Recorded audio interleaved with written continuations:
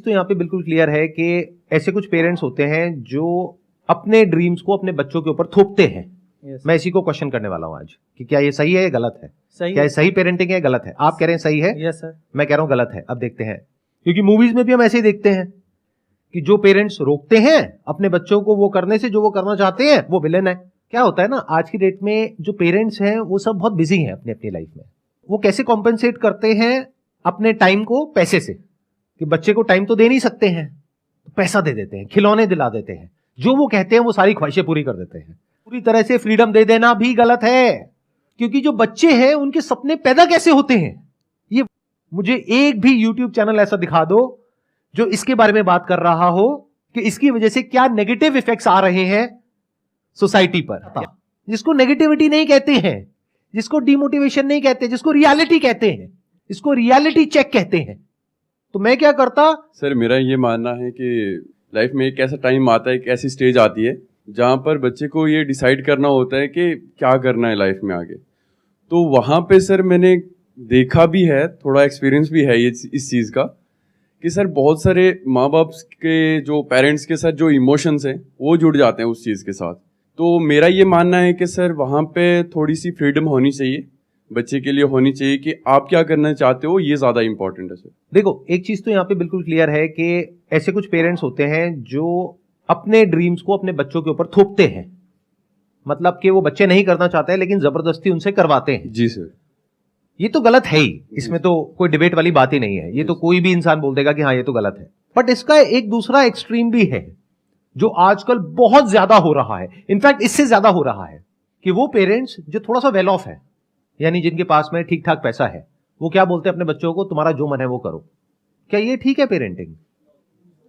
मैं दोबारा से एक क्वेश्चन पूछता हूं, अगर कोई बच्चा आकर के अपने पेरेंट्स को ये बोल रहा है कि मेरा ये करने का मन है, मैं ये करना चाहता हूं और मुझे ये करना है, मेरा ये सपना है, तो क्या पेरेंट्स को उसको सपोर्ट करना चाहिए या उसको क्रिटिसाइज करना चाहिए या उसको रोकना चाहिए? क्या करना चाहिए पेरेंट्स को? कितने कहते हैं सपोर्ट करना चाहिए? अगर सपोर्ट नहीं करते हैं तो वो गलत पेरेंटिंग है। That's how we are thinking, right? Sir actually मेरे पॉइंट ऑफ व्यू से, सर अदर का तो पता नहीं सर, मेरे पॉइंट व्यू के सर पेरेंट्स को एक बार बाई चिल्ड्रेन को अपॉर्चुनिटी देना चाहिए कि है ना, मतलब आपको जो भी ड्रीम है, आपका जो भी स्ट्रीम है, आप एक बार उसमें मतलब अपने फोकस करो। आगे हम हैं आपको सपोर्ट करने के लिए, ताकि बच्चे आगे चल के ये नहीं बोले कि है ना मेरा ये ड्रीम था, आपने मेरे को सपोर्ट नहीं किया। हाँ, आगे पेरेंट्स पे ब्लेम नहीं आए सर। जो आप कह रहे हैं वो ही 99% लोगों की थिंकिंग है आज की डेट में। वो लोग जो पढ़े लिखे हैं या फिर एक वेल ऑफ फैमिली बैकग्राउंड से हैं, सब ऐसा ही सोचते हैं जैसा आप सोच रहे हैं, और इसको सही मानते हैं। मैं इसी को क्वेश्चन करने वाला हूं आज कि क्या ये सही है या गलत है। क्या ये सही पेरेंटिंग है गलत है? आप कह रहे हैं सही है। Yes sir. मैं कह रहा हूं गलत है। अब देखते हैं कि मेरा क्या टेक है। धीरे धीरे हमारा ये थॉट प्रोसेस बनता चला जा रहा है कि बच्चे जो भी करना चाहें उनको करने देना चाहिए, हमें उनको सपोर्ट करना चाहिए। क्योंकि मूवीज में भी हम ऐसे ही देखते हैं कि जो पेरेंट्स रोकते हैं अपने बच्चों को वो करने से जो वो करना चाहते हैं वो विलेन है, और जो उनको सपोर्ट करते हैं वो अच्छे पेरेंट्स हैं। तो अच्छे बुरे की डेफिनेशन बहुत ही क्लियरली हम सबके माइंड में प्लांट कर दी गई है। अब मैं आपको एक रियल लाइफ एग्जांपल देता हूं। आज से करीबन 7 साल पहले की बात है।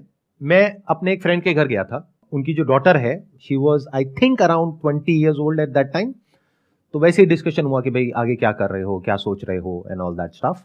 तो उसने बोला कि मैं यूपीएससी की तैयारी करने के बारे में सोच रही हूं। तो मैंने कहा बहुत अच्छी बात है, उसके पीछे रीजन क्या है, क्यों करना चाहते हो? तो उसने कहा ये दुनिया की सबसे टफ एग्जामिनेशन है, मैं इसलिए इसको क्रैक करना चाहती हूं। तो फिर मैंने उससे काउंटर क्वेश्चन पूछा, अगर क्रैक नहीं होता है तो क्या होगा? तो उसका रिएक्शन ये था कि ऐसा हो ही नहीं सकता। अगर मैं अपनी तरफ से अपना 100% एफर्ट करूंगी, अपनी तरफ से पूरी मेहनत करूंगी, जो इंडिया का बेस्ट कोचिंग इंस्टीट्यूट है वहां से कोचिंग लूंगी और उसके हिसाब से एक्ट करूंगी, और अपनी तैयारी में अगर कोई कमी नहीं होगी तो क्यों नहीं होगा? मैंने कहा लेकिन फिर भी मान लेते हैं एक बार को कि तुम्हारा नहीं होता किसी भी वजह से, तो क्या? तो एक बार और ट्राई कर लूंगी। मैंने कहा फिर भी नहीं होता तो तीसरा अटेम्प्ट, चौथा अटेम्प्ट, लेकिन मैं करके रहूंगी।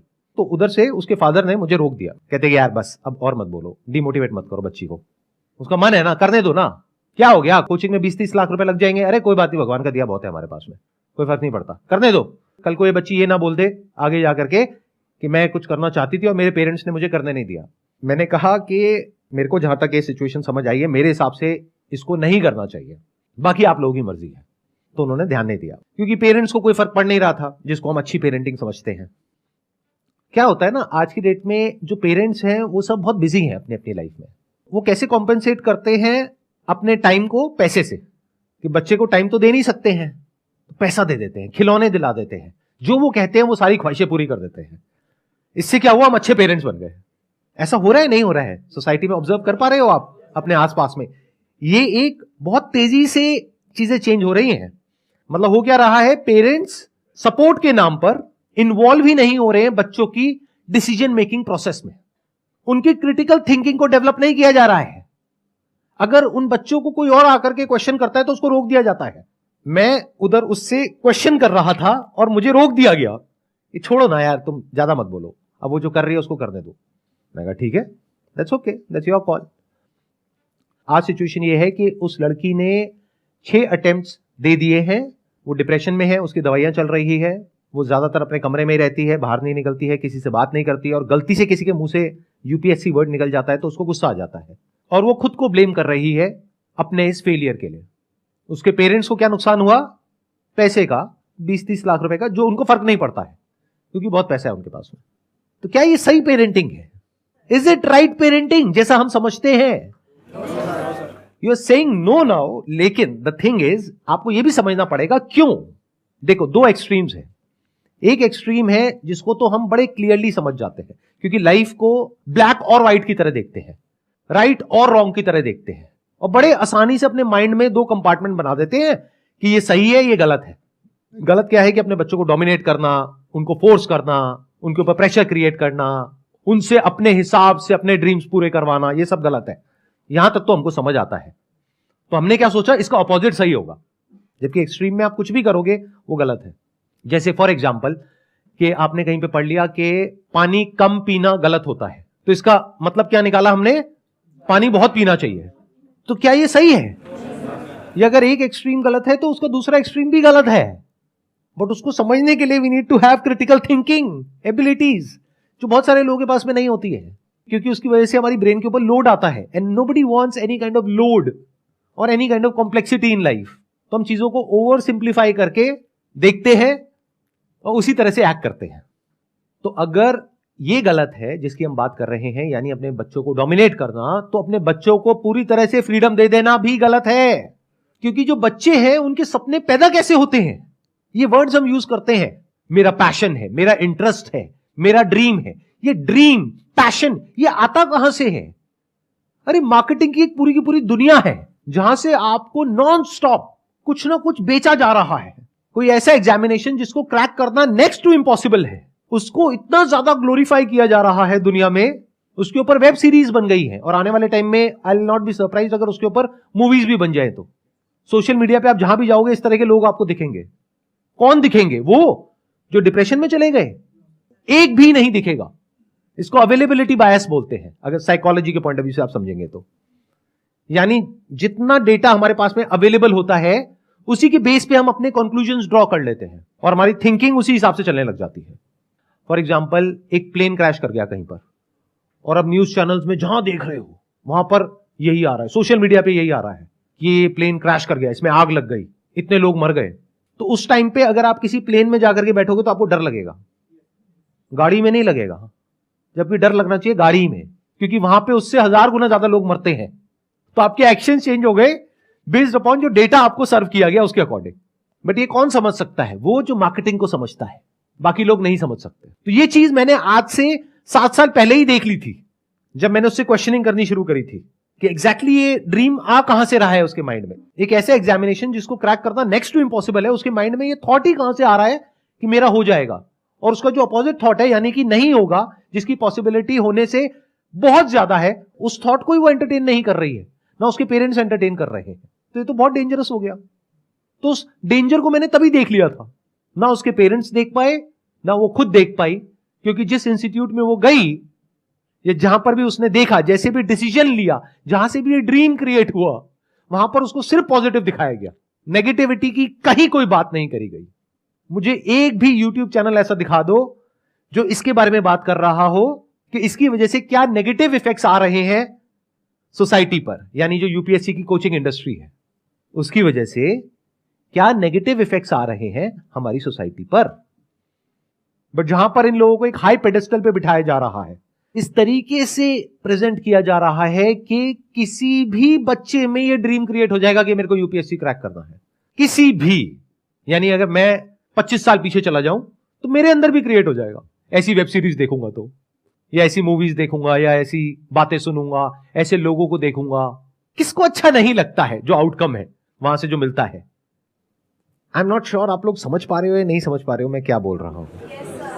ये बड़ा अलग है उससे जैसा कि हम सोचते हैं या हम देखते हैं।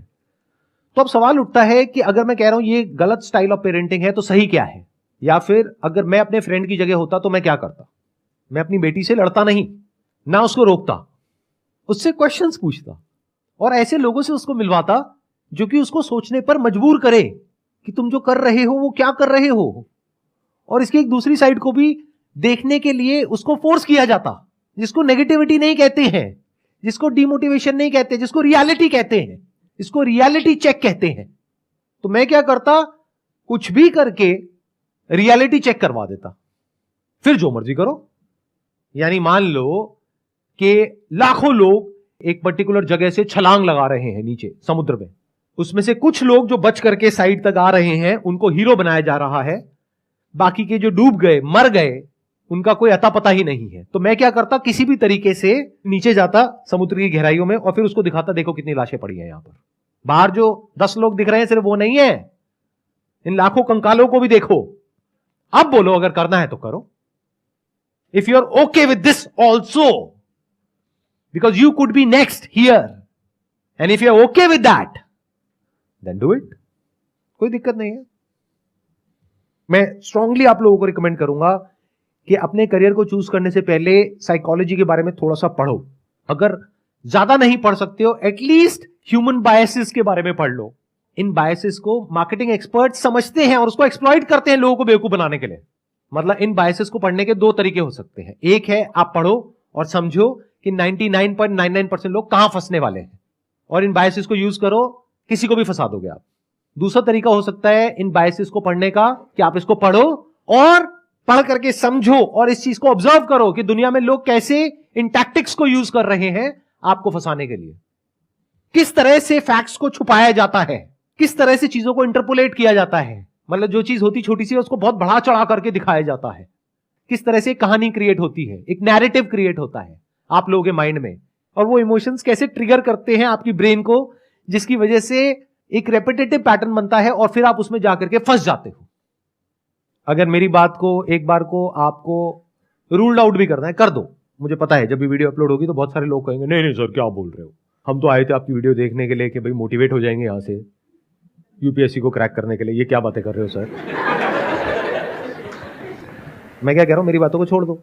अरे भाई एक बार पढ़ लो ना साइकोलॉजी में कि कितने तरह के बायसेस होते हैं और देखो जो मैं कह रहा हूं वो सच है झूठ है, अपने आप वेरीफाई करो मेरे कहने से क्या होता है। देखो जो पूरी की पूरी कोचिंग इंडस्ट्री है वो कैसे उन सारे बायसेस को यूज कर रही है आपको कंट्रोल करने के लिए। तो अगर मैं कह रहा हूं कि ये पेरेंटिंग करने का जो स्टाइल है वो गलत है, तो सही क्या है? सही ये है कि अपने बच्चों को हमेशा क्वेश्चंस पूछने के लिए एंटरटेन किया जाए बचपन से ही।